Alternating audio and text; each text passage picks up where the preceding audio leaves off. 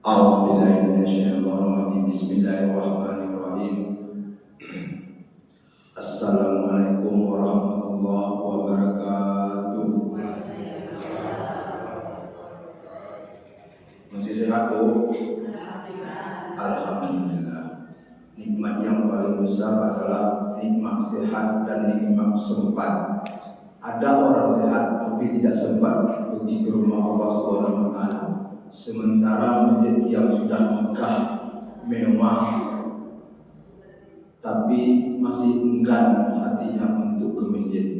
Baiklah Bapak Ibu, berilmu salam, mari kita doakan, mari kita bersalawat Allahumma shalli ala sayyidina Muhammad wa ala ali sayyidina Muhammad, yang mana kita masih diberikan nikmat sehat dan nikmat sempat dapat berkumpul sesuai dengan jadwal saya pada subuh hari ini yang kedua kalinya. Insya Allah saya di sini bukan ustaz, sebab menjadi ustaz itu cobaan sangat besar. Sedangkan ketua masjid aja besar cobaan, apalagi jadi ustaz. Jadi di sini saya bukan ustaz, hanya berbagi pengalaman dan berbagi wawasan. Jadi jika ada penyampaian saya yang salah, nanti ibu abaikan aja, mana yang merasa hati dapat untuk dibawa ke masyarakat, silakan saja. Baiklah Bapak Ibu yang saya hormati, di sini saya memberi judul kultum saya sedekah. Izin Bapak Ibu saya membuka konsep sedikit, maklum saya bukan ustaz. Di sini ada beberapa hal kategori sedekah yang saya ketahui. Ada 10 macam sedekah yang perlu kita ketahui. Keutamaan sedekah itu ada 10 macam. Yang pertama, mensucikan diri. Dalam arti kata di sini mensucikan diri bukan mensucikan dengan sabun rinso, Bapak Ibu.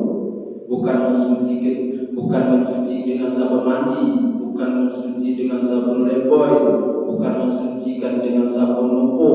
Tapi di sini maksudnya mensucikan diri dari dosa-dosa kita. Kita tidak tahu dosa kita, entah macam mana dosa kita, apakah banyak, apakah sedikit. Tapi dengan bersedekah, insya Allah kita terhapus dari dosa-dosa. Amin. Itu yang pertama, yaitu mensucikan diri. Yang kedua, pahala berlipat ganda. Ini Bapak Ibu, kita bersedekah jangan takut untuk bersedekah. Jangan kita minder bersedekah dengan yang sedikit. Kita bersedekah sesuai dengan kemampuan kita saja. Jangan ikut orang yang mampu tapi kita tidak mampu. Kita biar ada 1000 kok, tak masalah. Yang penting kita ada niat untuk bersedekah, ada rasa timbul hati kita untuk berbagi. Yang berbahaya ini yang tidak sama sekali, tapi dia banyak duit. Dia mewah dalam ekonominya level kelas atas, sementara tidak mau untuk bersedekah. Jadi saya berharap kepada Bapak Ibu, jangan minder untuk bersedekah dengan yang sedikit. Kemungkinan dengan sedikit itulah insya Allah kita akan membawa ke surga nantinya. Amin. Itu yang kedua Bapak Ibu. Yang ketiga, mendapat imbalan berlipat ganda. Jadi Bapak Ibu, kita bersedekah satu, maksudnya 1000 atau 5000 itu dilipat gandakan. Insya Allah sedekah kita akan diterima oleh Allah Subhanahu wa taala dengan berlipat-lipat ganda. Jadi maka dari itu kita tak boleh untuk mengganda sedekah yang sedikit. Kita tak, orang kaya sedekah dia banyak wajar, sebab dia memang dah mampu. Tapi kita jangan mentang-mentang tak mampu tidak mau bersedekah. Jadi yang mampu di kita, yang sedikit kita buat sedikit. Hidup ini yang penting badan sehat, duit ada sedikit, orang tak ganggu awak tak ganggu orang, lama hidup. Itu yang paling penting Bapak Ibu. Jadi kita berbuat sesuai dengan kemampuan kita supaya tak pening kepala kita. Yang membuat orang pening itu yang tidak sesuai dicapai olehnya, dia mau. Itu memaksakan diri. Itu sifatnya nafsu di kita sendiri. Sementara kita tak mampu, kita mampu-mampukan. Nah, itu yang membuat pening kepala, yang membuat orang jadi stroke, sakit segala macam itu. Itu salah satunya. Yang keempat yaitu terhindar dari mara bahaya. Nah, ini yang paling penting Bapak Ibu. Mana tahu kita dengan bersedekah insya Allah akan dilindungi oleh Allah Subhanahu Wa Taala. Jadi maka itu sedekah ini sangat penting Bapak Ibu.